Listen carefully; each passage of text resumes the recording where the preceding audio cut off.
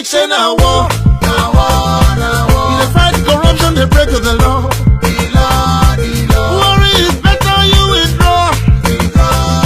And they blame Jonathan for all of your flaws. Jonathan don't give you the power. Man, we don't like the wahala. We don't believe in your policy. Pack up and let us be. After the election, where them do?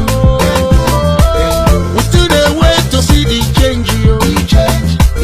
Cause all the promise when they make, they don't be like saying I'm fake, yo. Where the money, where the food?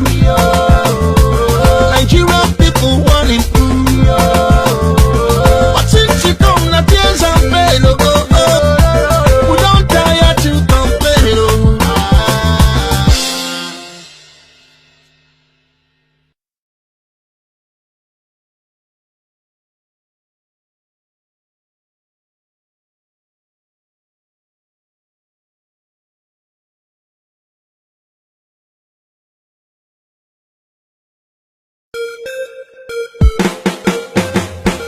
After the election, where them do, we still they wait for the change.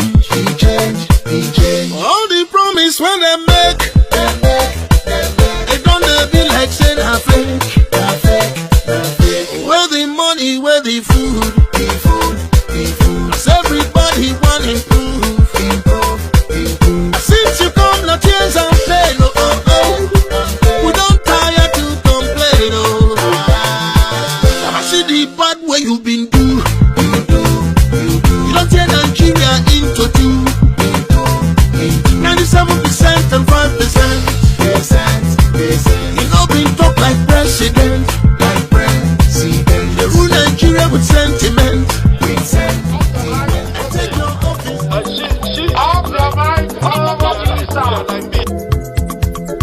Chai! Now wow! People wey suppose talk truth to power don't off mic.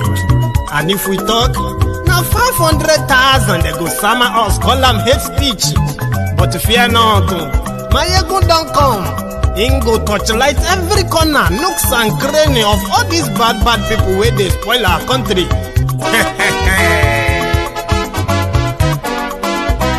So my people make we laugh, yo. Maiyegun don't come, yo. Shout Maiyegun don't come, Maiyegun don't come, man of the masses. Maiyegun don't come, Maiyegun diary Politico. Maiyegun don't come, this one not the off in mind. Maiyegun don't come, and in the touchlight every corner. Maiyegun don't come. Okay, some people be they holla say they want the power. Chai, them be promise us say we go get light and power. Nah. Them hustle sote they can't get the power.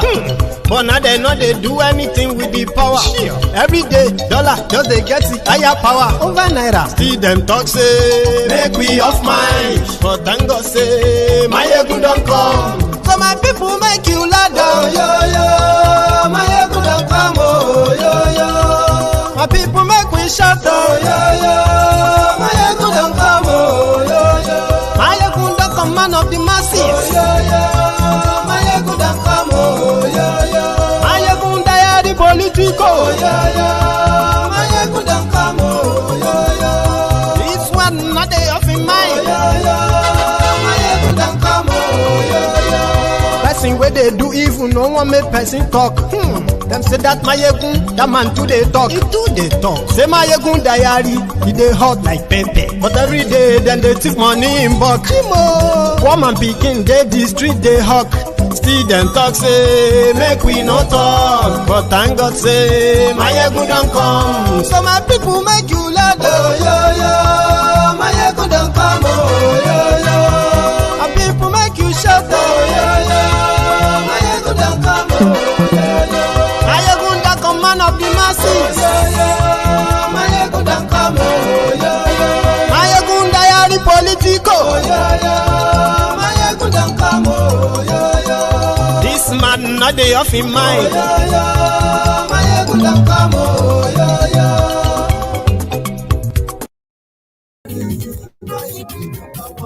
Gbogbo bó ṣe ń lọ ni Maiyegun já wa sí.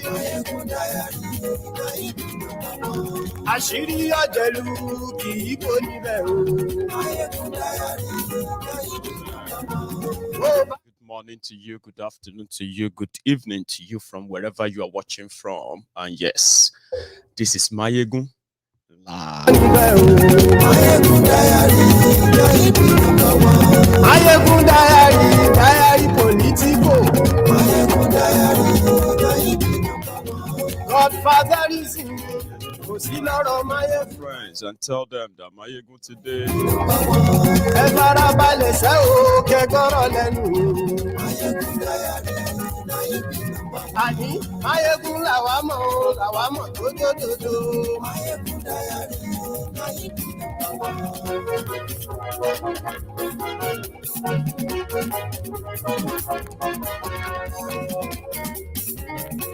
Àní ẹ̀sùn rà kì í. Maiyegun ti dé. Maiyegun ti dé. Ọ̀jẹ̀lú ẹ̀sùn rà kì í. Maiyegun ti dé. Àní ẹ̀sùn rà kì í. Maiyegun ti dé. Lórí Facebook. Maiyegun ti dé. Àní ẹ̀sùn rà kì í. Maiyegun ti dé. Lórí YouTube. Let's get into the mood. Invite others. Invite everyone that needs to be here in the next 1 minute, right? Subscribe, like the video, share it. Yes. Ijó ìgbádùn yẹ. Àníyàn tó la yìí. Presido bá rú sí o. Àníyàn tó la yìí. Ìgò nìyà gbówó jẹ. Àníyàn tó la yìí. Ọlọ́pàá ti ń darí bá. Àníyàn tó la yìí. I don't want you to join me and watch this broadcast with that, that moody kind of feelings. Oh, Maiyegun, how are you feeling now? I am fine, and I will be fine, especially if I can do this choppily, and get us through it tonight. So, welcome to the Temple of Truth again. For the brethren that are able to catch up with us live, and to all of you who are going to see this broadcast, this video after. So, top of the moment to you. However, if you have taken your time to read the caption of the broadcast, it kind of makes it easier for you to know what is this all about, or what is it going to be all about. Get what I mean now? So the current trending news in the political space in Nigeria is the declaration of Peter Obi, the former governor of Anambra State, declaring for presidency in 2023. And it's kind of going to be of mixed feelings. Many people have been saying that if they want to prove that their Nigeria is indeed a country with the level of division that APC, Egbekegbe, Boko Haram gang, they have brought upon that country, you can start your healing from somewhere, and there's no other place to start from the eastern Nigeria. How do you want them to feel? To belong, to feel like they are part of Nigeria, and they are not just a guest in the old decision-making table and all that. There's been so many conversations around that. In fact, the marginalization, the exclusion, and then the profiling, including the the gaslighting of the Igbos, is one of the reasons why they said they are done. They don't want presidency. They want a referendum, right?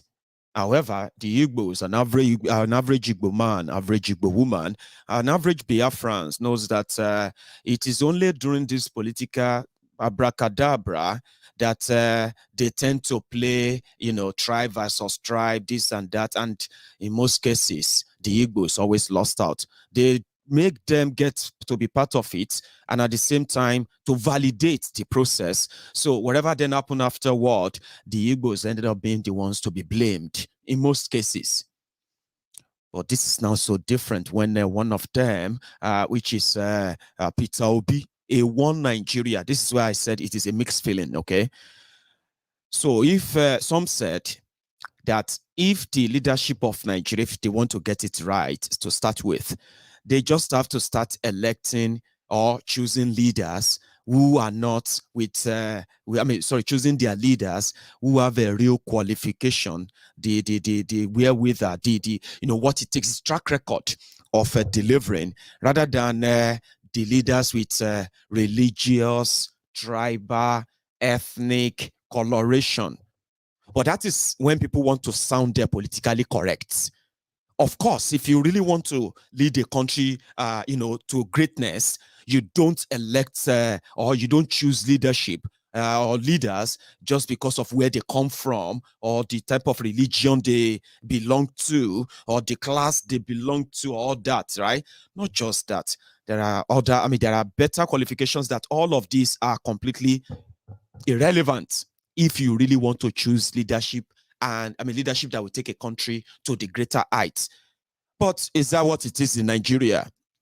When people want to sound politically correct, when they want to sound like, logical, they call it. But practically, what are the ingredients that goes into, choosing your leaders, starting from how rich they are or who is their godfather. Then next to what kind of religion are they into, and who, all those things. And where is he from, or where is she from? What tribe? What ethnic nationality, and the rest of that. These are all of the ingredient that decides who becomes what in Nigeria. And in this case, the elite, they decided to form a kind of a union above the rest of those they call their citizens. So the elite formed the union where all these differences, all of these points and all that, they don't matter to them. They don't deal as tribes. They don't deal as because of their religion. All those don't matter. But to their citizens who would decide who will become their leaders, they have to consider all these things: religion, where is he from, and blah, blah, blah, blah, blah. That is the reality. Do you understand that now? And that is what Nigeria is. So all these ingredients, having them at the back of your mind, then you can then understand the position of an average Biafran when he knows that, yes, everything can look, so sparkling, so, by the end of the day, they drag them into the whole thing. They sacrifice them in the whole thing. I'm a Yoruba man, and somehow, no matter how terrible these criminals who, the elite from all over Nigeria, which my own tribe, people from my own region, are part and parcel of those who are actually wrecking this havoc, right? So for those who are from my own tribe, they always kind of get a bit of a fairer deal in the whole thing. But the point here is this, right? The Igbos knows that they are not trusted. And this is like an unwritten code that is in the heart of so many people, like the ingredient I mentioned earlier, like things that make people decide, okay, no, we can't vote for an Igbo man. So they have realized this. Many of them have realized this trick. And that's why they are like, no, we are not interested. Don't. At first, they were told they needed to play.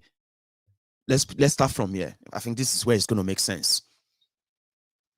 Peter Obi has declared that he wants to be president, and it is mixed feelings. One with, can we just maybe give it a shot for the last time for those who are still in between whether to go for Biafra or not to go for Biafra? I told you that there are people who were saying that the only thing that will make them believe in Nigeria or stay in Nigeria is when the entire Nigeria agree that an Igbo man can be president of Nigeria. 80% of the Biafrans reject this position. But there are people who believe that, yeah? So now throwing Peter Obi into it this time around. Before now, yeah, they said after the war, after the genocide, they said they must never allow any Igbo Nigerian access power with absoluteness like any other region. And this is like unwritten. Oh.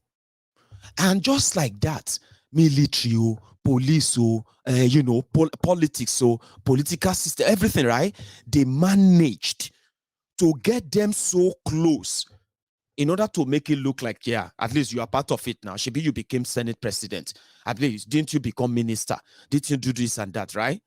However, the plan was never let them get closer to power, because the power they had in 1967 was because they were in charge of their own affairs. Remember, that was the beginning of Nigeria. Everybody was in charge of their own affair. Even after the military coup of 1966, January, yeah, that eventually made Ojukwu the governor of Eastern region, right?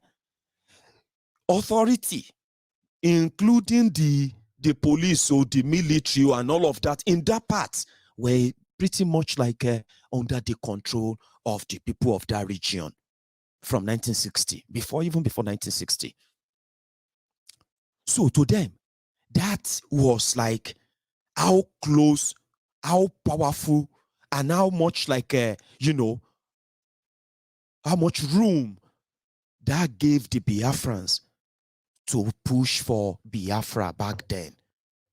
So if you now make a Biafran the president, this is like something they are so scared of. Oh, this is not me. Oh.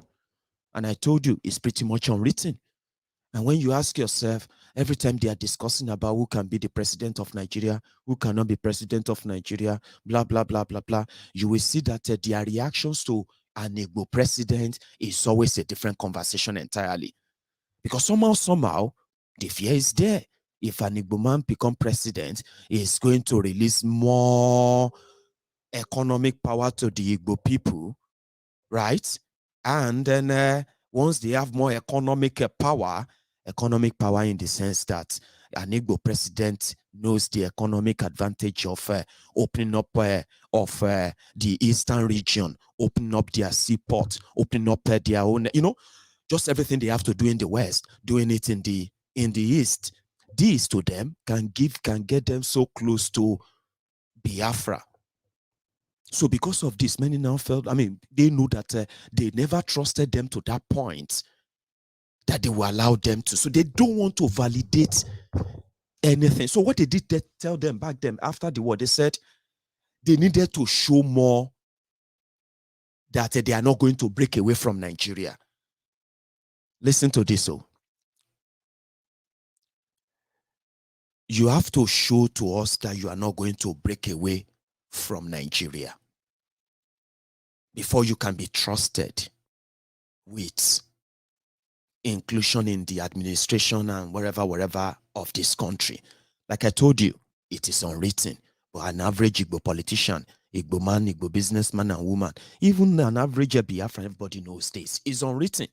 No trust. But you need to show that. And since after that war, do you know that the only people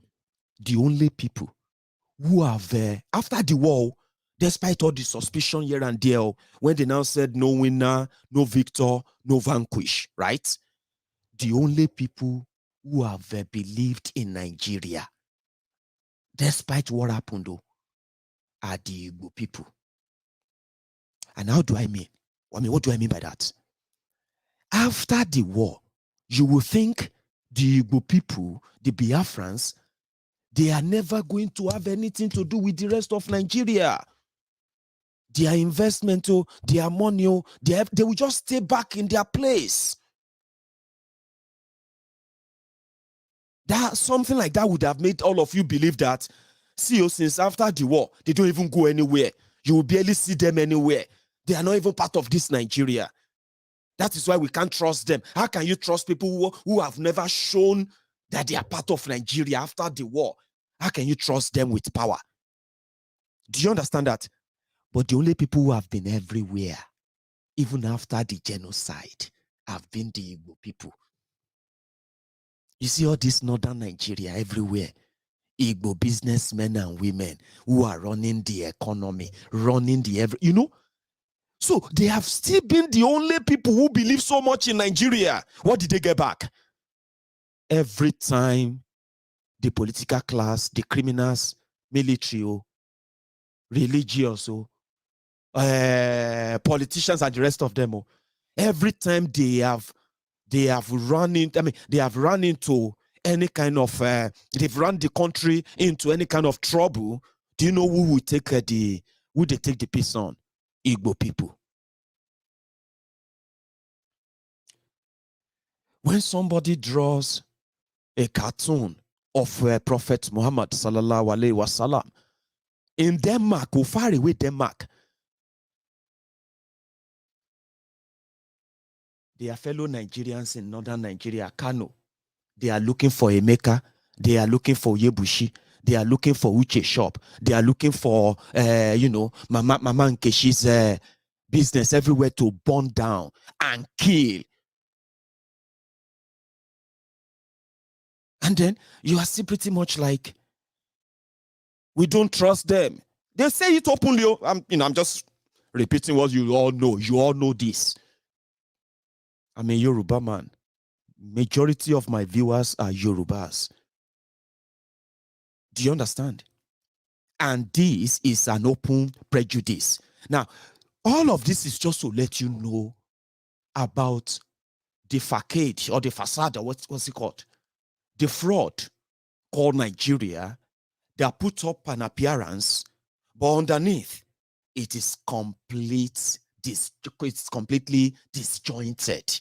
And the things that makes it more disorganized are these references I just gave to you right now. We were supposed to be one Nigeria, we were, no question. You are a Yoruba man. Yes, I'm a Yoruba. You are an Igbo man. Yes, an Igbo man. Everyone is what? But the people who have shown so much and invested so much in the project Nigeria, even after killing 5 million of them, are still the people that an average Yoruba man, an average Hausa man, an average Fulani man, woman will tell you we can't really trust them. And then you ask, what else did the Yoruba contribute to Nigeria that Igbos didn't contribute? What did the Fulanis, Hausas contributed to Nigeria that the Igbos didn't contribute?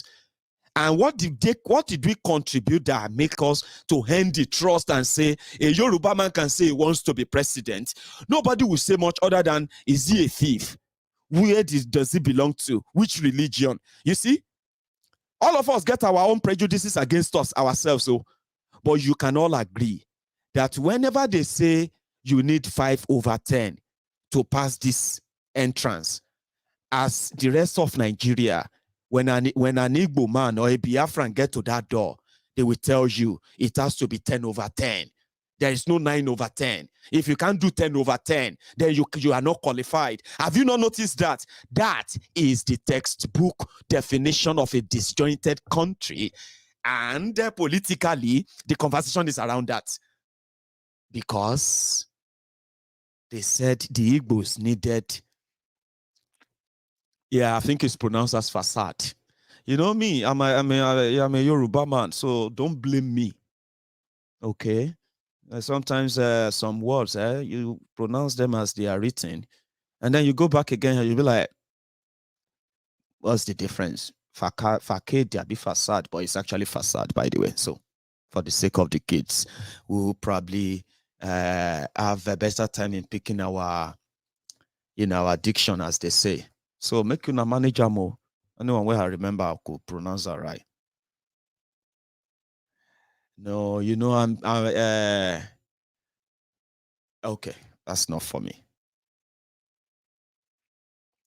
So that is the discourse in there, and this, you see, all of these references, right? They are the real ingredients of Nigeria politics. And over the years, analysts or political what do they call them?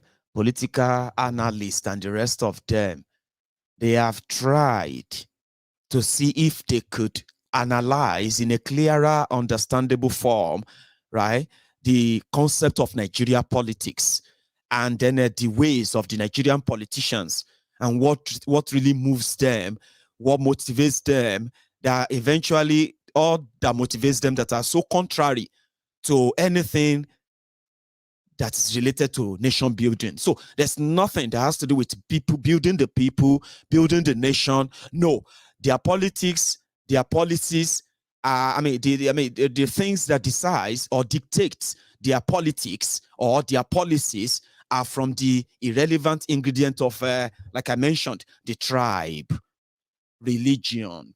Oh, he's a Christian. The Muslims are not going to be happy. Which Muslims are not going to be happy? The northern Muslims. You need to, those are the determinants.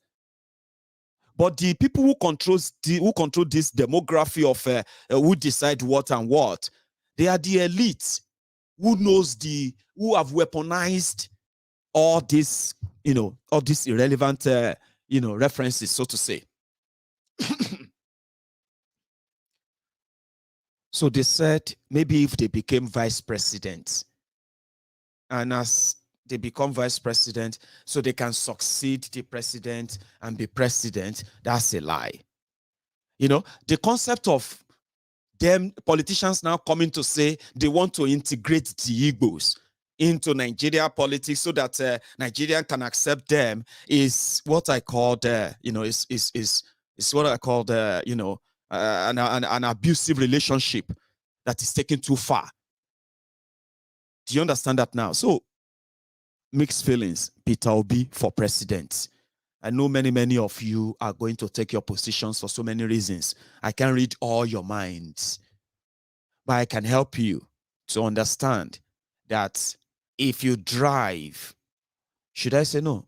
If you flow with the wave of all of this without understanding these ingredients I mentioned that decide or determines what will eventually happen. What you are going to do is that you're going to drain yourselves of your energy, resources, and unnecessary hope. I said if to say Nigeria is a working place, if Nigeria want to start healing, right, Nigeria will look towards east. And when I say Nigeria, I'm talking about these criminals who have mismanaged Nigeria enough that they have exposed the obvious division that they have been pretending, or let me say managing for years. This division, which has contributed to our underdevelopment as a people. And we are like trapped in it. So some of these past politicians before APC, they managed it. You know what I mean? Where people who are fed up are still believing that something could be done, something could happen. But then what happened? APC happened. And the APC then exposed all of the broken walls that, you know what? We are never together. We are never one. It's so obvious. So if you want to start your healing, where should you start from? You start from the east, where Buhari is deliberately bleeding them there. Then that take us to the PDP, where Peter Obi has a record. Because, like I said, if Nigeria was to be a place, maybe if we are not going to even look at Peter Obi, which we shouldn't in this regard, in fairness, when you dip your hand into the pool, the cesspool of the dredge of our land, and you begin to pick them one after the other, and you begin to check the debt on them, Peter Obi is not a saint. That is where people now said, but he is pretty much far much better than his own contemporaries, other rogues who wants to also be the president of Nigeria. Talking about track record and putting them side by side as recent as possible, not an imaginary and make-up ones. Peter Obi will still stand a chance. Now, let's take that Peter Obi is an Igbo man. Take it off it. Don't forget, I am only trying to take you on a ride of what many people will feel like if to say a system, I mean, Nigeria is a real place, and with what they have done so far, and they want to start their healing, right? And they look to the east, there's somebody there, and he is Peter Obi.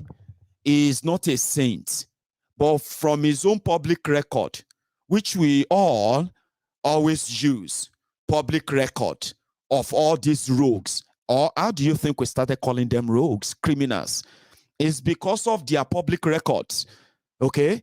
And that is why none of them could stand up and sue anyone, right, for calling them thieves, for calling them criminals, because there are evidences, there are facts, there are documents to back all this up, and that is why they don't care.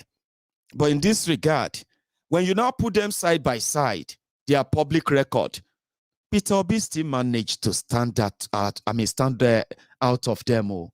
And this is it. He was a former governor of Anambra State. He is a banker.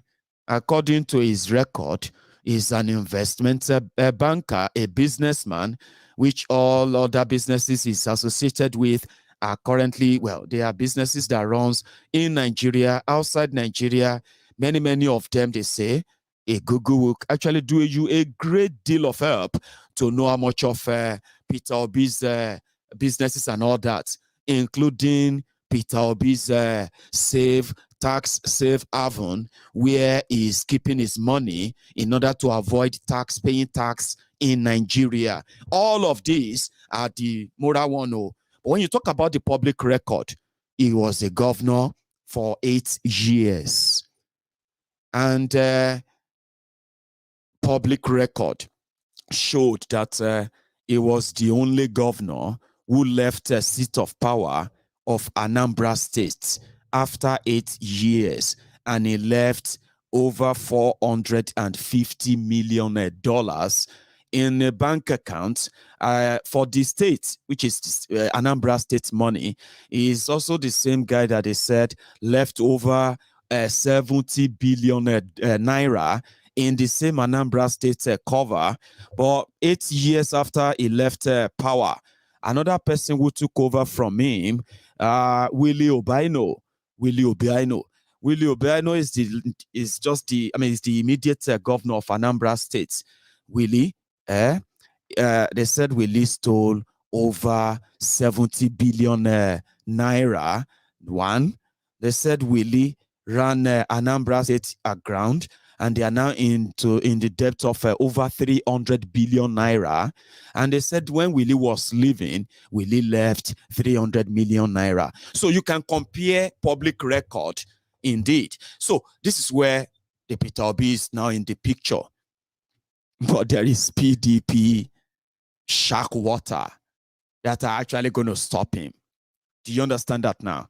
And that is why I'm saying, yes, some people felt like if you are given a list of rogues, thieves, murderers, people who have done horrible things. Obi himself has been accused of doing horrible things, so including the killings of young people during his time as governor of Anambra State, the Okusu SARS. For those who have the victims of Okusu SARS, those who have their young ones mutilated, killed, right? They too will tell you about Peter Obi. Now, that's why I said it's not a saint. It's one of them. And he's also pro-Nigeria, one Nigerian. So I am not in doubt that if they push him and eventually becomes let's even imagine it for a minute, right? That he's now the president of Nigeria, he is never going to allow you to have Biafra. You know that he is going to even be more brutal, because if you pay attention to the process that is eventually going to produce who is going to be your president or who is not going to be your president, then you realize that by and large, plus or minus, let me say win or lose, as they say, you'll be losing at the end of the day. But I'll get to that part. So, but Peter Obi has that kind of, a little bit of an edge when it comes to management of public fund. He's not really been accused of stealing or looting anything. He's never been accused of living a flamboyant, wasteful life. There are so many other allegations like others and others and others against him. But yeah, he's there and he's kind of younger than the rest of the callers that are putting themselves together. I'm sorry, presenting themselves to you, which are eventually going to be your two options eventually. I know. But Peter Obi has declared. And when he did it today, he did it by going to the, in his own modest way. He attended Atifku's declaration yesterday in Abuja, I think. And then after that, he decided to call all the OBs, all the traditional rulers in Igbo land, or maybe in Anambra, maybe not all in Igbo land, in Anambra. And he told them, he decided to tell them that, you know what? I am going to be running for president. Listen to him. Thank you for being representatives and what you're doing in your various communities. My job here is simple. Is to inform you people as my own father that I'll be contesting, aspiring. Because at this stage, we're all aspirants. I'll be aspiring for the post of President of Nigeria.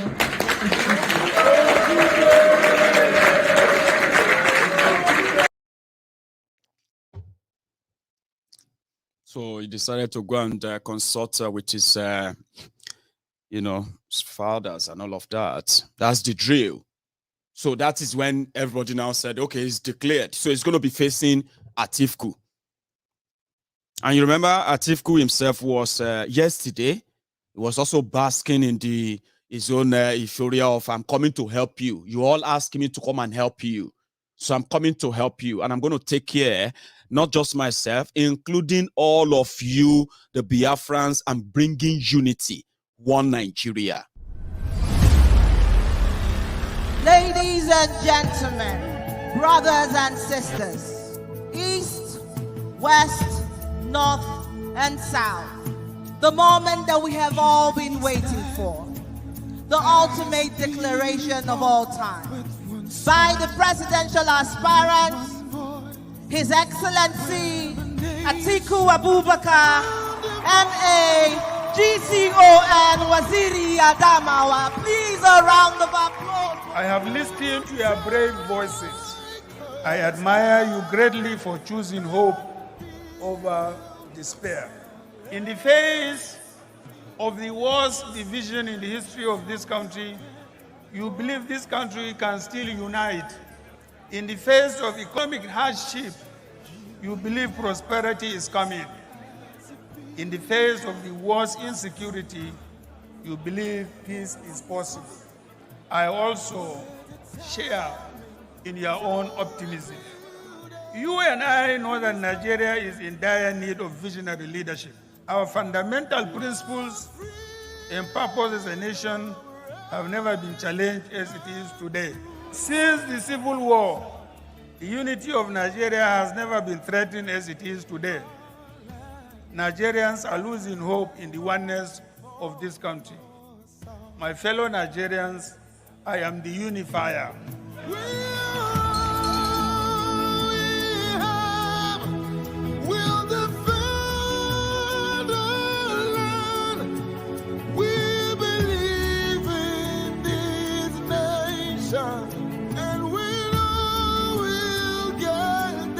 Throughout my life, I have never looked at Nigerians as divided people. In my eyes, all Nigerians are the same. When I see you, I don't see Yoruba or Hausa or Igbo or a Northerner or a Southerner.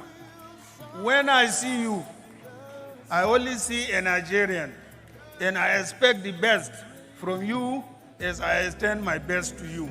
All Nigerians are equal and should be seen and be treated equally.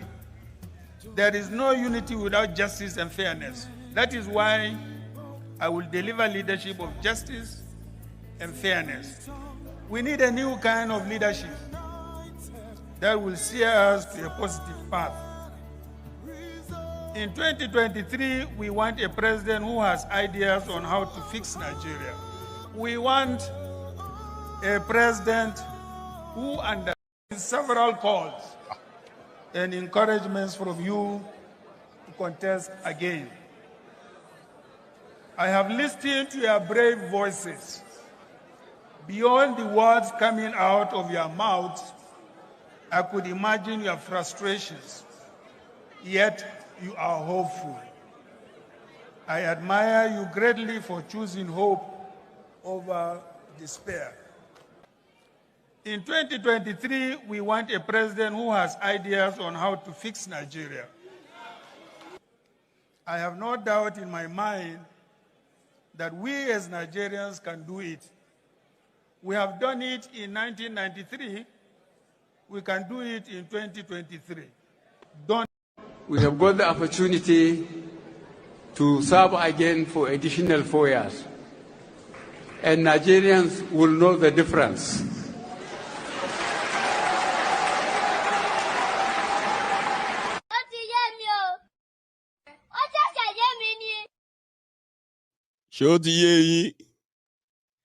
So it's going to be Peter Obi versus Atiku versus Tambuwa versus Saraki versus Bala Muhammad versus maybe Werewike. Because, but you know, one thing is that they will all end up having to step down for somebody. You get what I mean? Eventually. And hopefully it will be Peter Obi. But I just want you to know that Peter Obi is pro-Nigeria. And like Atifku said, they will bring all of you together. They don't see you as you. You see, that's one biggest lie. When politicians says, I don't see you as Yoruba, I don't see you as Igbo, I don't see you as Hausa, I don't see you as Fulani, I see you as one Nigerian. He is lying. That is one of the most untruthful statements that we have allowed politicians, motivational speakers, and other kind of useless manipulators. They use those words on us. And then you feel good. You don't ask question. Who is Nigerian? A Nigerian is the Mugu that follows the rule book of his own oppressors, who continue to change the goalpost, even in the middle of the game. But as a Nigerian, he is not equipped, he is not made to question why. That is why politicians can look at you and say, I don't see Yoruba, I don't see Hausa. Of course you can see Hausa, you can see Yoruba, you can see Igbo. What the hell are you talking about? You then need to acknowledge them. Because these are nations within nations. Do you get what I mean? So we should all have that in our mind. Do you understand what I mean now? There are so many insulting things they say to us. But because we've been conditioned to listen to them even when they lie to us. Now, some of us are beginning to question those statements because they don't make any sense. When I see you, I see Yoruba, I see Hausa, I see Fulani, I see Ijo, I see Biafran, I see Ibibio, I see Efik, I see Egu, I see you. Because that's who you are. Do you understand? I don't see white, I don't see black, I don't see this, I see humanity. Of course we know. But that is not a statement that politicians, that people who make policies should use and say, I am deciding for all. Of course, we don't want the same thing. Do you know that? Now, this is the understanding. You should know that in a country they call complex country like Nigeria, yeah, you will understand as a smart person that people will never want the same thing. Absolutely not. And what do? You let them know who they are. You don't mold them together and call them one Nigeria. I see Nigerian. How far has that helped us? It hasn't, has it? So that is what they say to you, but you know that it's all hogwash. And I heard that some people were abusing Timmy Dakolo. I'll be waiting with that guy name, the one that was singing for Atifku. Timmy Dakolo. But just same way some people were, I think some people now said Timmy Dakolo was right to be there. But then we said, what happened to when this man, they pray? And all of us said, it's not, that's so terrible. So all of now they try, they package your own oppressors differently, PDP. But somebody did this in Lagos and we said, waiting enter Baba Taribo. That you are accompanying him. We leaders that have heart for this nation. Amen. That will put their blood in line to see how Nigeria can be restored back to this place of that glory. Amen. It's incredible that we hide him under your brow. We speak to the four corners of this nation. I command them to be arrested. That the Ahmed Bola Tinubu movement will be established. Everything is headed for the same direction. Remember that. Somebody just said that that is why all of you will be now. I mean, they will change the name of Nigeria to UR. UR. Abi, United African Republic. The new name for Nigeria, proposed by a National Assembly member last year. Remember that? I think it was 2 years ago, 2020. You need to know that Nigeria has over 250 ethnic nationalities. These are nations that can be their own countries. 250, no joke. Maiyegun 250. Well, Malta, their population in Malta is probably 500,000 or 600,000. And you can find that just in one single place. They will say a local government. Do you know that? So everybody can be on their own. Everybody can, can manage their own thing. But you actually have to acknowledge the difference. It was the Atifku and gang of Obasanjo and Co. They belong to that the pre-Bokwari era. The managers, the pretenders who were telling us that we are one Nigeria, and Nigeria is going to be great one day, it's going to be great one day. But it was never meant to be great until Bokwari came to expose all of them. So make sure you are careful of what you wish for. Okay, be careful of what you wish for. Peter Obi is in the race, and we hope let's see how they drag that and how far they drag that too. But as for the APC, there is an update. APC are supposed to have their convention this Saturday, right? And now this Saturday means that they were supposed to choose those who are going to be their party execute, all that stuff. And then they can then get ready to choose who is going to be their candidates in all the wherever. Usually when you do that, that's the moment you begin to see people crossing border. Do you understand that now?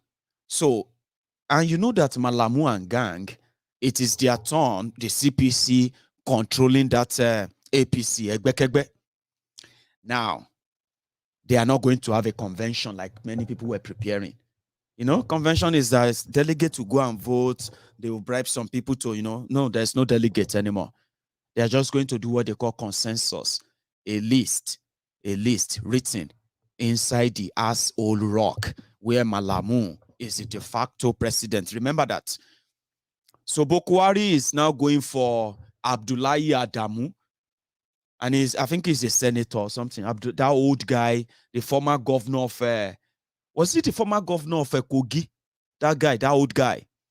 Now they have picked him to do the actual job for them, and the actual job is that whether now Shimbade, whether na Tifnumbu, in the next 1 or 2 weeks, you begin to know if indeed they will make it. You know, it's like a Champions League, I be they call them, the Nigeria political warfare, right?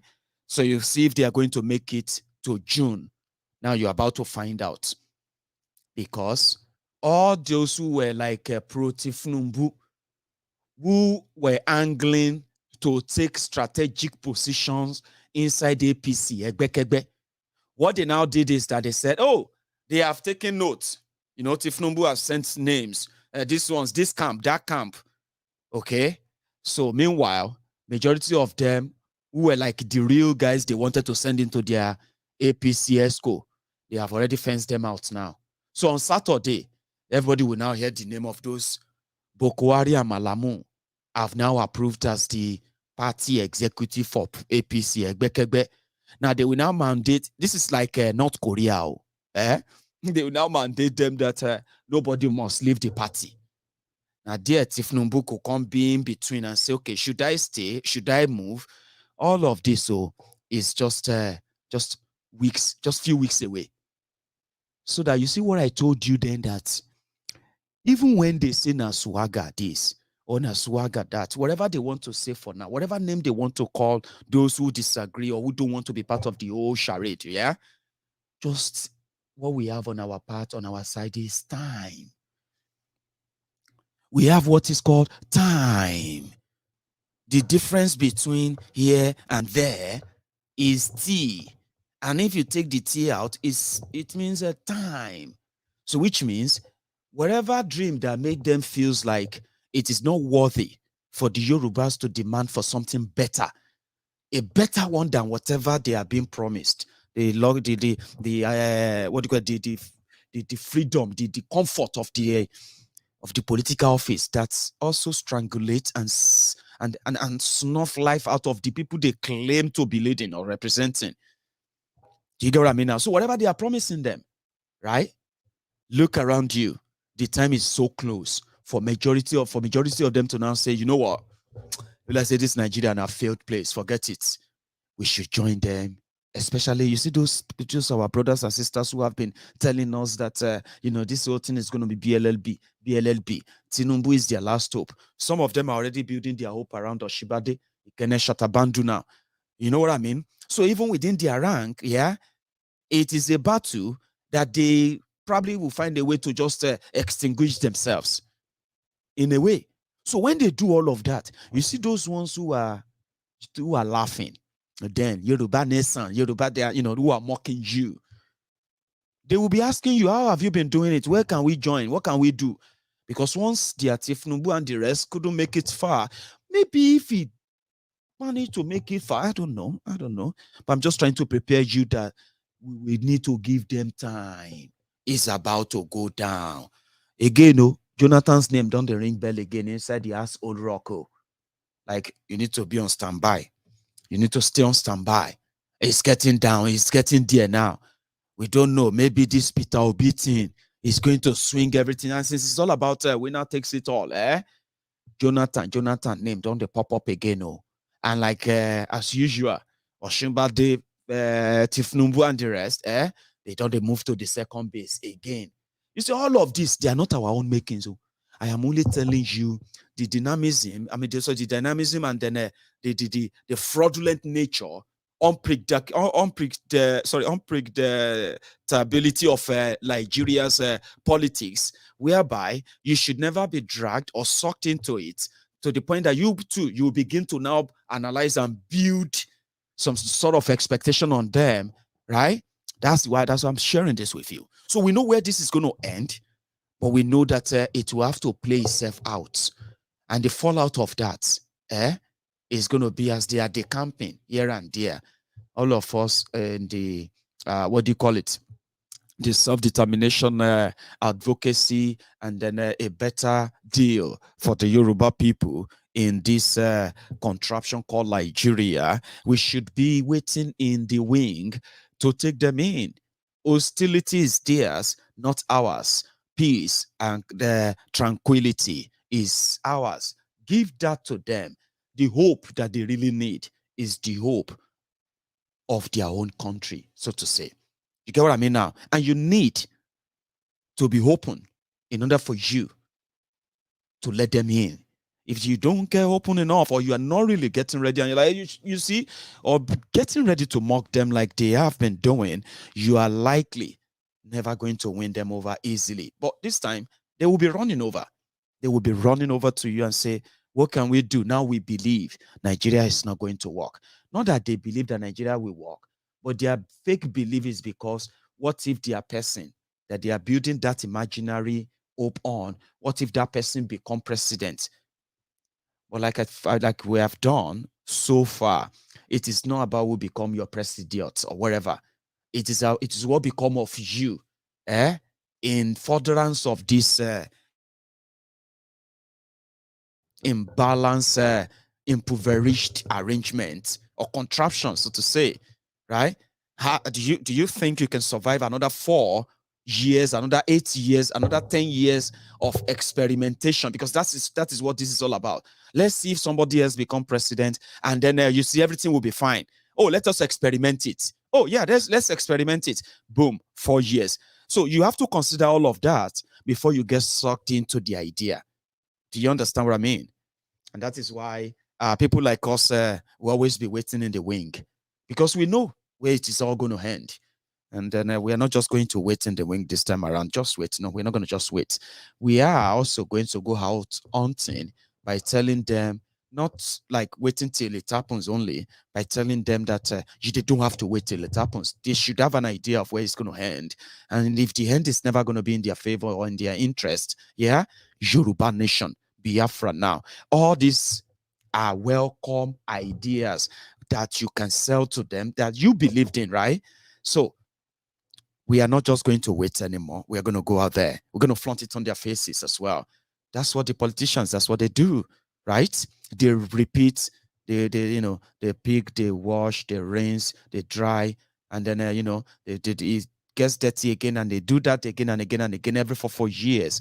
You have to ask yourselves, do you really want to participate in another 4 years experiment where you are used as an experiment of if Nigeria, or let's say if it will work again? 4 years is not. You're back to the trenches. Oh, let's try it again. Maybe another person again. Oh, let us try it again. Oh, America spent 200 years before they could get it right. And you're like, oh yeah, let's try it again. And I was like, oh, then you realize that you don't have 240 years to witness that. And that was what they told your parents. Your parents, our parents, they were under slavery for nearly 200 years, including colonialism. Do you get that now? So the current colonialism of Africans by Africans, is only being encouraged and enabled by Africans, you, me, and all the rest of us who want to continue to be used as guinea pig in their experimental lab. Now that's their owners, that's their lab. Their political lab is where they say, let's try another person again. Let's try another one again. Okay, maybe if that one comes again, then you do 4 years, 4 years, 4 years, 4 years, and before you know it, 30 years is gone again. And then you check again and you're like, oh my God, I was 45 years old 30 years ago. Oh my God, I'm now 75 years. I'm a grandpa. Do you want to experiment any further? Another 20 years. Now, these are the things you ask yourselves. And then you say, well, even if it's going to take me forever, why don't I just experiment with the realization of Yoruba nation, realization of Biafra, the reality of all this, the practicability of them, and all of that are worthy of experimentation for people who want to actually have something to hope on. You don't hope on something that is already done for. And if they keep the status quo as it is, trust me, there will be worse that will still happen. Even right here, right now, we know worse is happening. The wars are happening, So that is why when you have an opportunity to know all you know, don't join them. Don't join them in building unnecessary hope simply because some interesting characters are likely going to join their political race and the rest. And they're going to kind of make you feel like maybe it's going to work. It's never going to work. But what you are doing there is that you want to experiment again. I would rather use the next 4 years to experiment more on the workability and the viability, the reality and the possibility of the Yoruba nation. I mean, among the common folks who believe too that it is possible, it is realistic, it is doable. I would rather experiment with that than to experiment with Nigeria. That is the key point. Whatever they do, whatever they bring to play, whatever manipulation they try to, to share, trust me, we know it is going to end in tears. And that is an experimentation.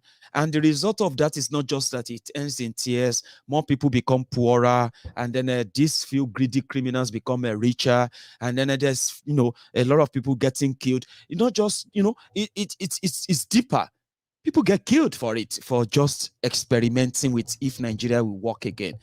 The criteria is not there. The criteria to show that it's never going to work, because the real conversation is not being had, and none of them, they know it. If they should have that conversation, you are not going to be having a one Nigeria conversation at the end of it all. No, the result of that conversation about, let's say, okay, let's everybody come together and say if they want to be part of Nigeria or not, right?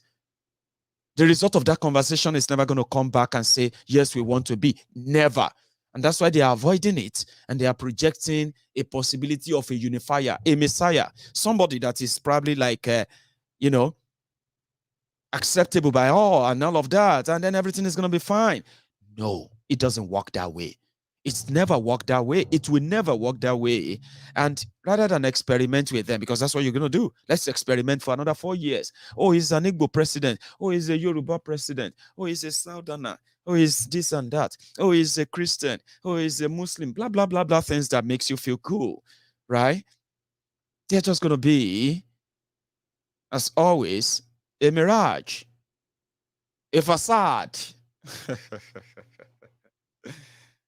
Do you understand what I mean? So if people says no election, listen, they are going to have their election if they choose that they want to have their own election, right? But what you're going to witness is going to be voters' apathy, because yes, you can tell people and say, well, you voted before. What do you have to lose now? If you don't vote for them, what did you gain from those votes that you actually voted before? They're still going to do what they're going to do, and don't let anybody blackmail you that you need to vote and choose that person. No, they have a ways of getting you manipulated to actually do their bidding in a way. But whatever you do with them, whatever you agree to do, whatever thing that makes you feel like maybe, what you are doing is you are experimenting with your life. Now, you have to weigh your options. Should I experiment and use my time to mobilize, put structures in place, network, build enough network of people who can believe in Yoruba nation enough all over the world? Big enough as a movement that can indeed even organize their own, referendum in Yoruba land, unintimidated, because of the numbers of people who have signed up for that. You know what I mean? If I'm going to experiment anything, I would rather do that than to go and experiment with if Nigeria is going to work, maybe if Peter Obi become president, if Tifnumu become president, or if that person become president, or if that one become this or that, when you know the fundamental flaw, you know that the foundation they claiming to be building one Nigeria on is fundamentally flawed. So you know it's going to end in tears. So why do you want to practicalize that? Why do you want to be used as, why do you want to be part of that experiment? Because it's an experiment, as some will say, it's an experience. Not an experience, it's an experiment. You validate it. Once you participate, you validate it. Now, whatever the result or the outcome is afterward, you can't take it back. No, you can't. You validated it because you participated. So why don't you just let's experiment with something different then? Let's experiment with the realization of Yoruba nation. Let's experiment the grassroots mobilization, the grassroots infiltration, the grassroots indoctrination, and then what they call the cluster system of groupings. how to entrench and strengthen the reasons why Yorubas can do better. We have everything. We have everything that could make us really live better. We can live in the 21st century world and not the 16th century old Stone Age. All the resources that surrounds us, the most vital and the most viable one, the most valuable one is the human resources that we have. A Yoruba nation, and a nation that is in charge of its own destiny, right, can bring back the best and the best and the best of the best brains of the Yoruba sons and daughters who are contributing immensely, greatly to different in different fields all over the world. Yoruba sons and daughters who can do so well, contributing their own wealth of experience, development, organization, wealth creation, wealth management, right? People management, people's welfare, security, things that gives us the sense of belonging in 21st century. And the most important part of it, the value for the life of our own people. People who can actually place value on the life of the people genuinely. And they are not just going to be making mouth of that. You need a system to allow that. You need a gateway to get that happen.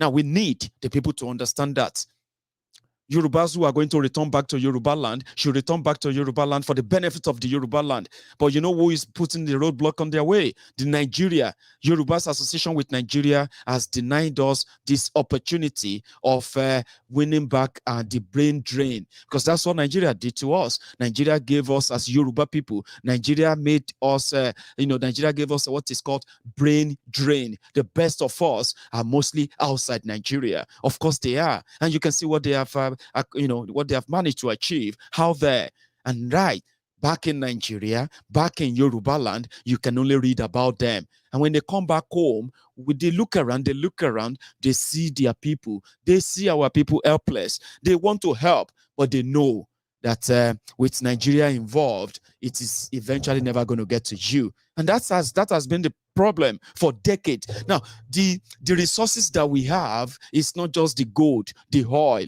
the water, the land, and the rest of all those perpetual stuff that we have there. The ones that we have mostly is the human resources. They are scattered all over the world. A single thing can entice them back. Yoruba nation can bring them back to Yoruba land. They can value Yoruba land. They can contribute genuinely to Yoruba land. They can contribute to research in Yoruba land. They can take us to the 21st century world that we deserve to be, rather than the Fulani Republic of Nigeria that they are trying to ram down our throats. So we need to choose, who do you want to what do you want to experiment with? Do you want to join those who want to experiment with the possibility of Nigeria working, where you watch thousands, if not millions, die in those 4 years? Most of them die of poverty, hunger. Avoidable death is what is killing 90% of those who are in Nigeria. And as Yoruba people, we are sharing in that statistics. How do you want to end that if you don't make people understand that our association with Nigeria, the deal that the current political criminals have been given to us as Yoruba people, this is how it works. So listen to me. Even when the colonialists put Nigeria together, right? They put Nigeria together as a business venture. It's a business center, and the people living inside the Nigeria are the workers for that, that venture. But they were still never stupid to call it a one country. They were never stupid to call it a country. During the what do you call it? Sorry, I just caught a message there.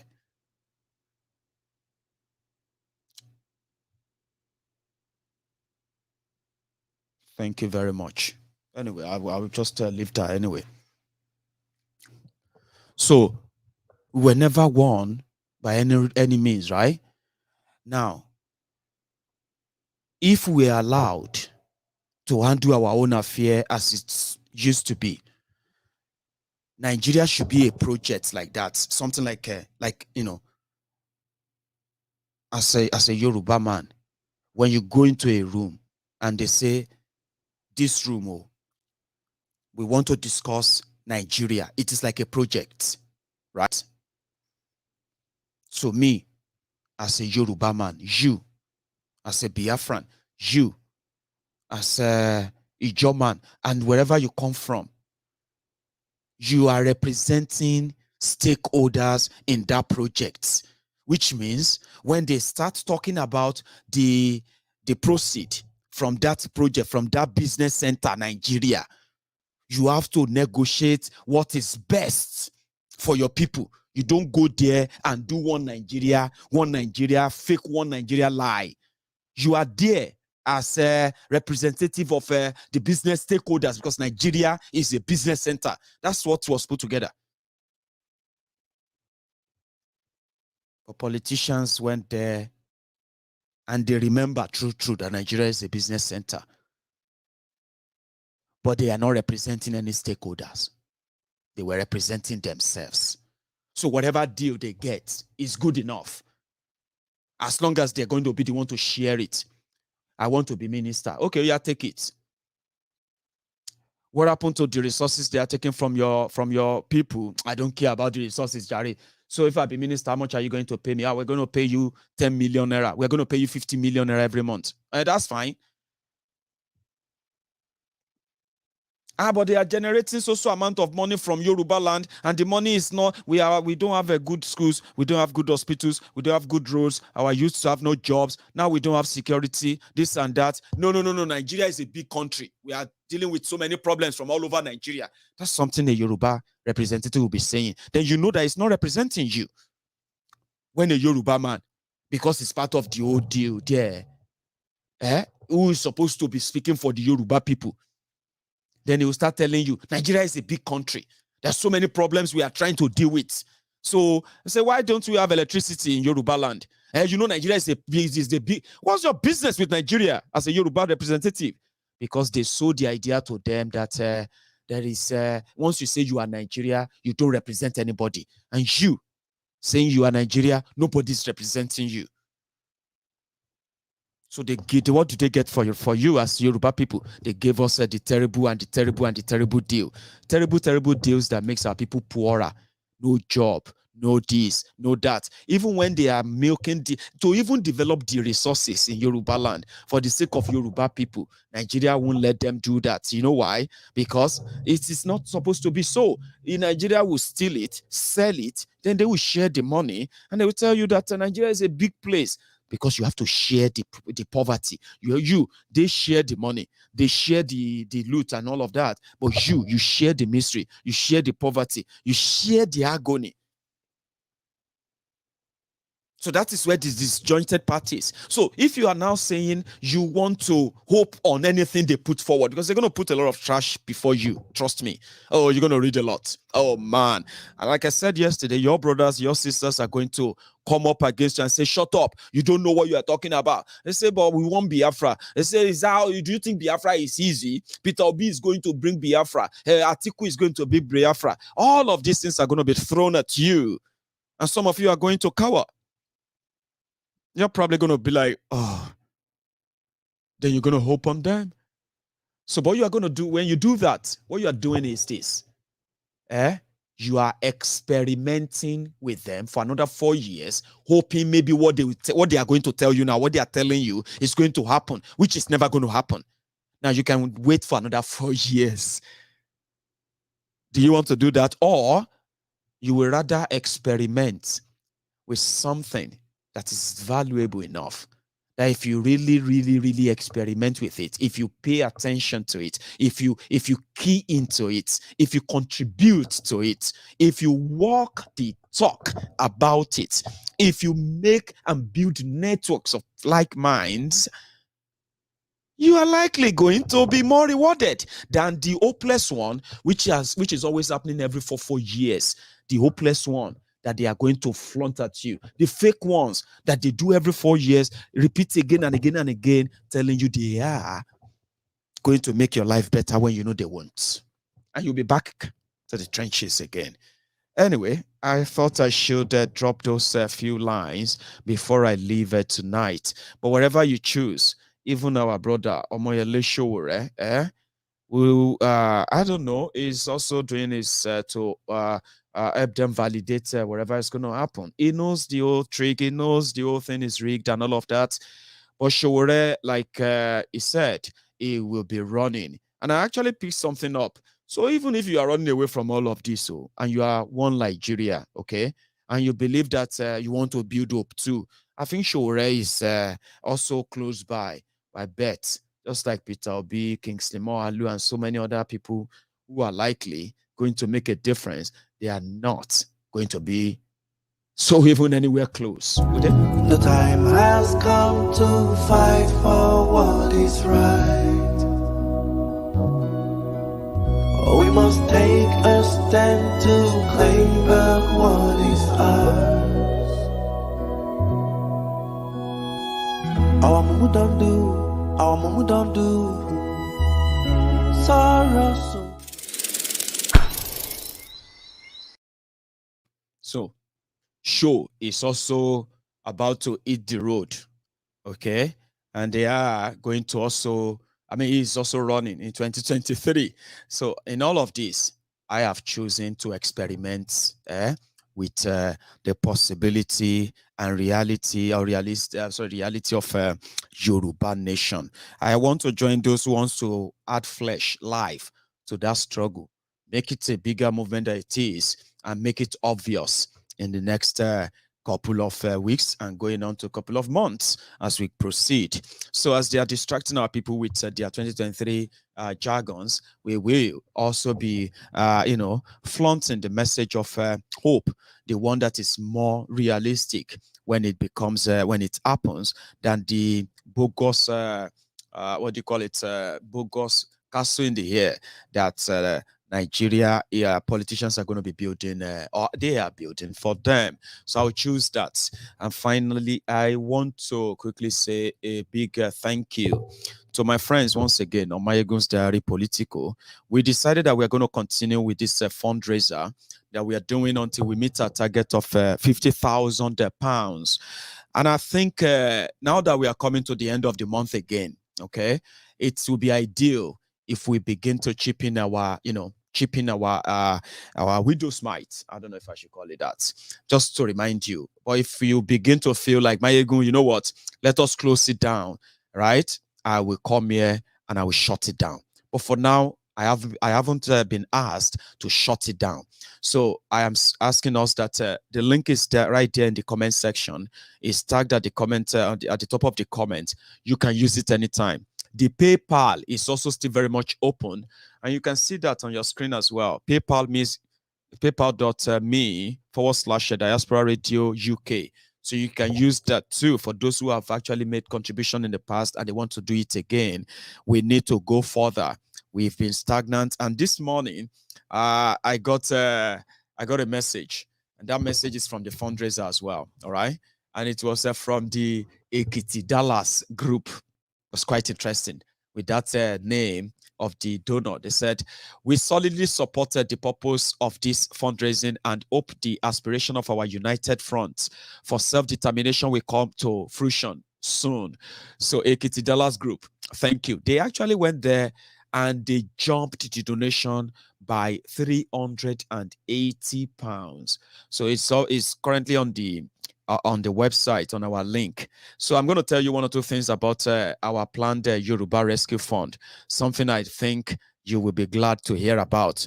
A lot of conversation is going on behind the scene on that, and trust me, I have never been so kind of hopeful about something so new and so great that it is going to be so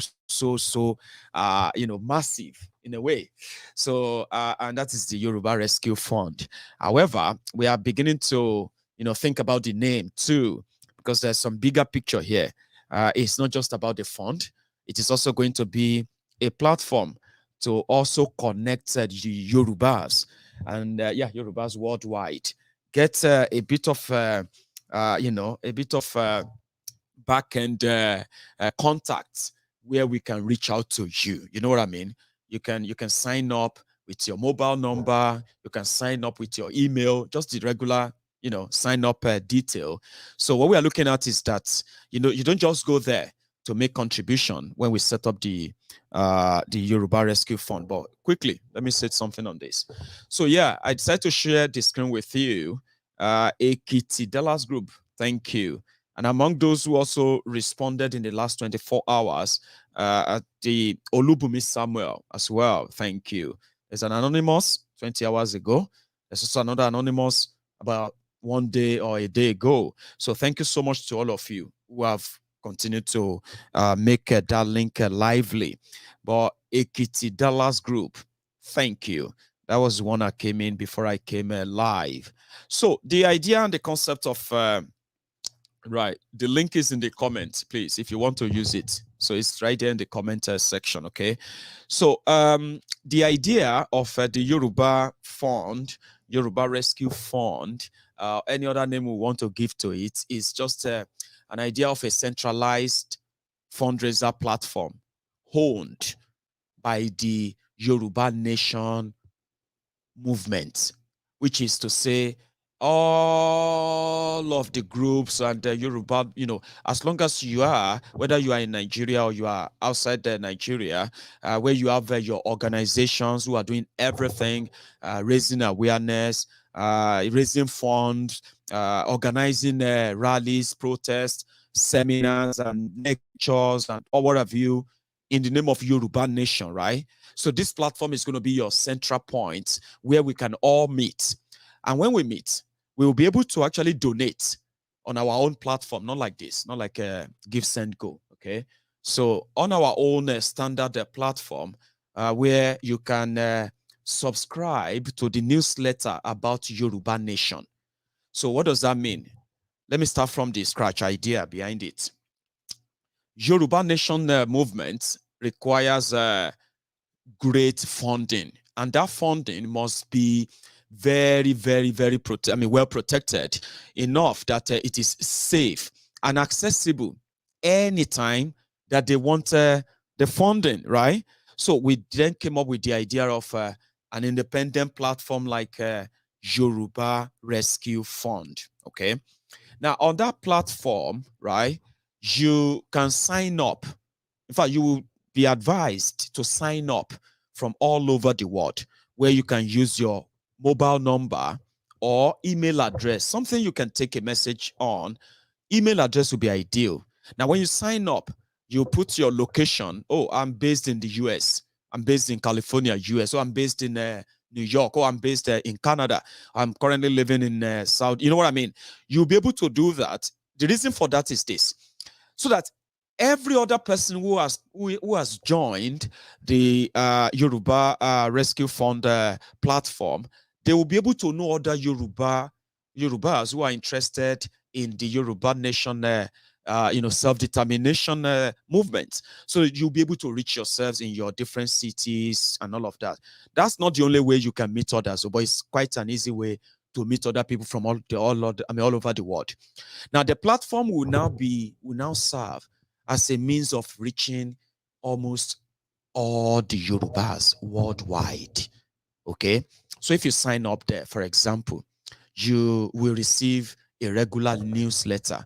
Newsletter are going to be letters from Alano, letters from Deputy Alano, letters from other prominent prominent people who are also going to become members and who are members or part of the Yoruba Nation advocacy worldwide. So they can write to you as Yorubas. The researchers who are Yoruba researchers, they can write to you. And when they write, this is the advantage. It simply means all of us on that platform, if we are like 10 million, for example, let's say we have 10 million Yorubas all over the world who signed up there. That's huge, right? I know it's huge. I want to use my screen to describe this because I'm making some facial expression with what I'm doing because so good. Right? So let's say we have 10 million. Okay, let's start with a small number. Let's say we have 1 million Yorubas and those who are identified as Yorubas all over the world. And they sign up. And we can say with a flick of with a click, 1 million of them can receive newsletters every week, every month, or bi-monthly. Newsletters, messages, requests.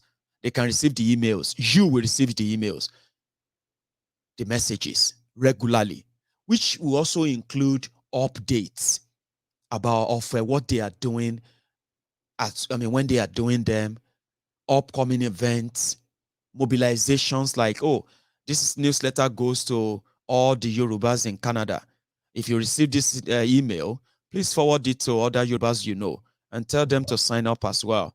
We will be having a mega rally for the Yoruba nation, this and that, and it's going to be a mega conference in Ottawa, Canada, or in Toronto, Canada, or it's going, you know what I mean?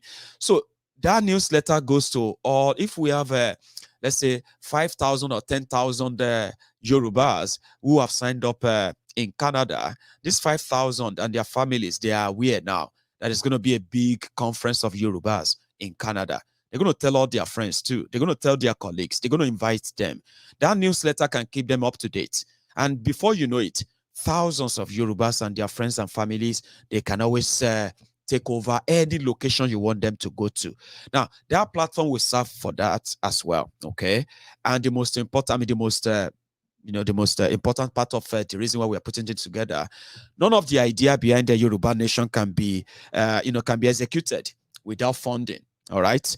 I have listened to great ideas that the people behind the Yoruba nation have, ideas on how to make this easier for all of us to key into the real struggle for Yoruba nation and all of that. You get what I mean now? How do you access information? Who do you speak to? Who do you meet? Where do you send your message to? When you want to ask something, right? When you want clarity or clearance on anything, who do you talk to? All this organizational arrangement and all that requires funding. Serious one, all right? I've been talking to them and I love all the ideas. There are ideas about behind, going diplomatic, sending people on different, diplomatic shuttle meetings and the rest of that. And then, organizing conferences where Yorubas come together all over the world to discuss why do we want to have Yoruba nation.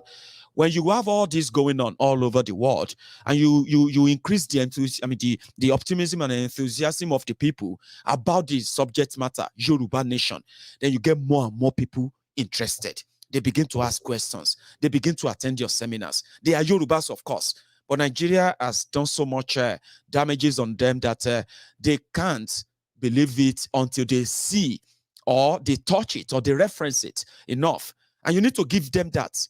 To make all of that happen, right, you need great funding. So if you have a platform that can boast of 1 million Yorubas who signed up. Now, 1 million Yorubas, and let's say out of the 1 million Yorubas who signed up on the platform, and you have 500,000 of them who are living abroad, okay? So now put it in two ways. They receive every day updates about what is going on about Yoruba nation and everything. What meeting is going on, where and when, and all of that, right? What, you have all of that every now and then. Then you have a commitment as, as a contributor to the Yoruba Nation Fund. Yoruba Rescue Fund, right? So that obligation is to make sure that all the activities of the Yoruba, self-determination movement never cease. That's the purpose of the fund. Now, put it this way: everybody is putting in $1, and you have 500,000 of Yorubas who signed up abroad. $1 every month. Now, think about that too. $1 every month. That is $500,000 a month. Now, if those who are also, and you have 500,000 Yorubas who have signed up in Yoruba land in Nigeria, and they also decided that no matter what it is, they're going to be putting in every month 100 naira. I don't know how to convert that into any other foreign currency, but think about that. 500,000 Yorubas in Yoruba land, they are putting in 100 naira of their money towards the running of the activities of Yoruba Nation self-determination movement. Now, that will make it a movement, because it is not just a movement, it is a movement with commitment. Now, this is me playing with numbers now. I'm playing with numbers now, and I bet some of you are already following this. Abi? Great. Now, if you now have a base that says we have a fund that has over 5 million Yorubas, and they have at least 500,000 paying member who are funding the movement through the Yoruba Rescue Fund. So just think about that for a minute now, right? $1. You watching me right now, $1. What am I even saying? Let's say $1 in Nigeria is 500 naira. A committed, and you have a platform that has, let's say, 2 million. Let's even just use 2 million now. 2 million members who sign up in the first 6 months. And all of us, the 2 million of us, you don't need to break your neck. You send thousands of naira, thousands of dollars, thousands of pounds sterling to Nigeria, thousands of riyal, thousands of every other currency you spend wherever you are living right now. You send them to your people back in Nigeria. Now think about taking $1 from them, from that money you spend, $1. Now let's play with numbers. 2 million people. Even those who are living in Nigeria, $1, 500 naira, right? Now 2 million people decided that they will be paying $1. That is $2 million, convenient $2 million every month for Yoruba Nation, just without breaking any sweats. Does that make any sense to you at all? I hope it does. So that is the concept, the idea behind Yoruba Rescue Fund. It is to make everyone have a sense of belonging. You know what I mean? When people have no commitment to something that makes them dip their hands in their pocket towards it, there is always going to be room for compromise. So if you can get people to come together and put their resources together in what they believe in, you have won. So that is what we want to build for the Yoruba Nation advocacy. And it is a neutral standing platform. If your intention is to promote and work your ass off, do whatever you can in a positive way to make the Yoruba Nation a reality, a lifetime project for you, we will fund you. Do you understand what that means? It simply means when you build it up and all of us signed up to it, and suddenly you have like 100,000 people who are willing to pay $1, £1 sterling towards Yoruba Nation every month, that can conveniently give the Yoruba Nation movement a check of $2 million every month. And that is just from members only who are paying $1.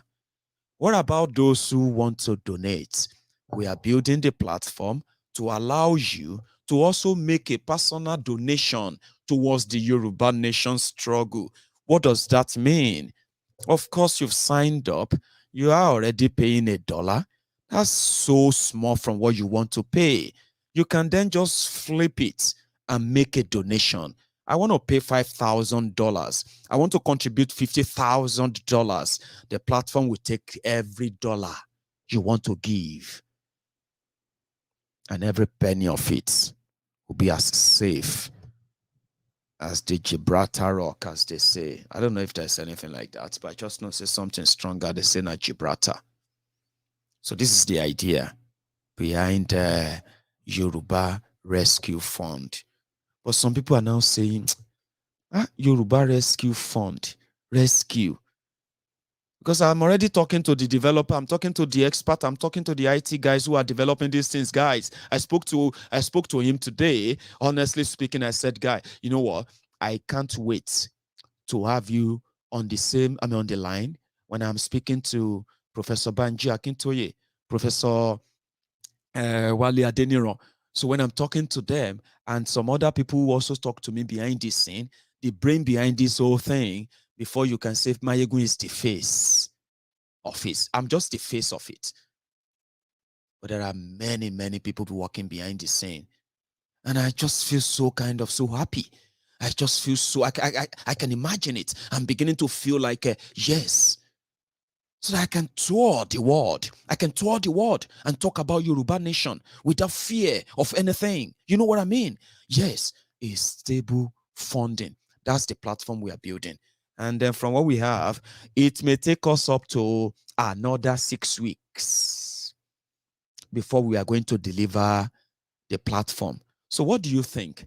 Yoruba Rescue Fund, Yoruba Fund, Yoruba Diaspora, no, sorry, Diasporans for Yoruba Self-Determination. I don't know, different names. So I'm going to throw it and make it possibility. I'm going to make it a People's Parliament conversation in one of these days, okay? But I've thrown it open to you now. You know the idea now.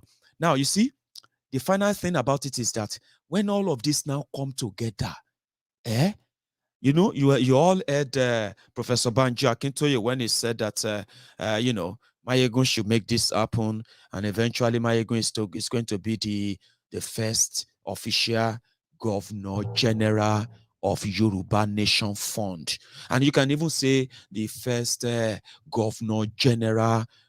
What's it called? Yeah, Governor General of the Yoruba Sovereign Fund, or Maiyegun is the first Yoruba Nation Foreign Reserve Central Bank Governor. Whatever you want to call it is huge. And the same way I just gave you the prototype right now. Now, so you know, I go say, hey, oh boy, wait. I remember when Maiyegun said, if the members who subscribe onto that Yoruba Rescue Fund, if they should get to 500,000 and all of them agree to be paying $1 or £1, oh man, $500,000 be that too. Yay! So those who are doing meetings, committee, and all of those who have the idea of committee for Yoruba Nation. I know most of your committee is how to spend money. See, look at me very well. I know that if you raise money, money is meant to be spent. Okay? So you see, this fund is going to help the idea you have, which is not just about the money and money and money. We want to take the burden of money off you. Okay?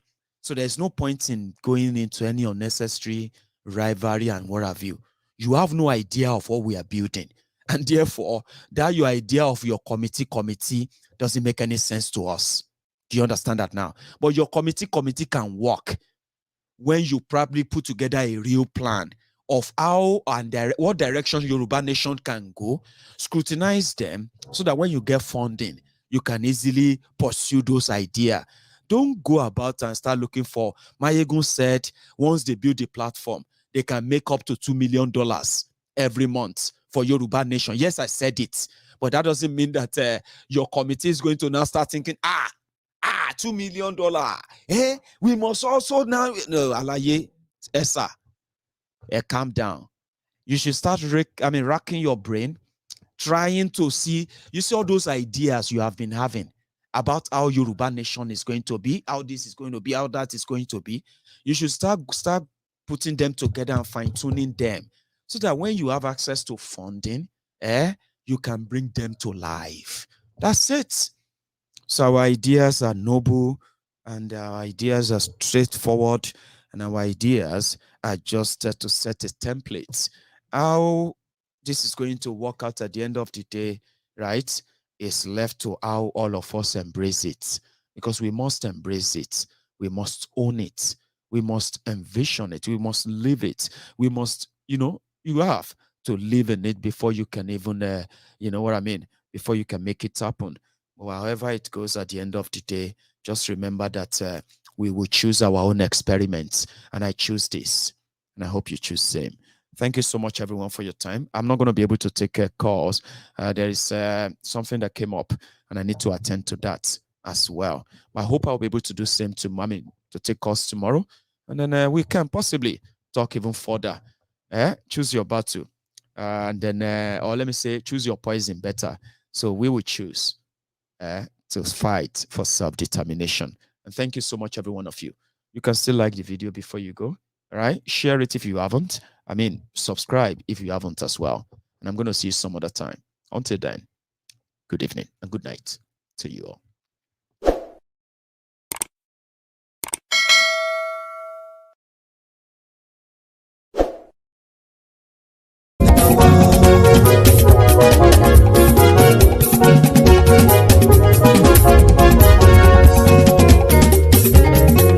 Àní ẹ̀sùn ràkì. Maiyegun ti dé. Maiyegun ti dé. Ọ̀jẹ̀lú ẹ̀sùn ràkì. Maiyegun ti dé. Àní ẹ̀sùn ràkì. Maiyegun ti dé. Lórí Facebook. Maiyegun ti dé. Àní ẹ̀sùn ràkì.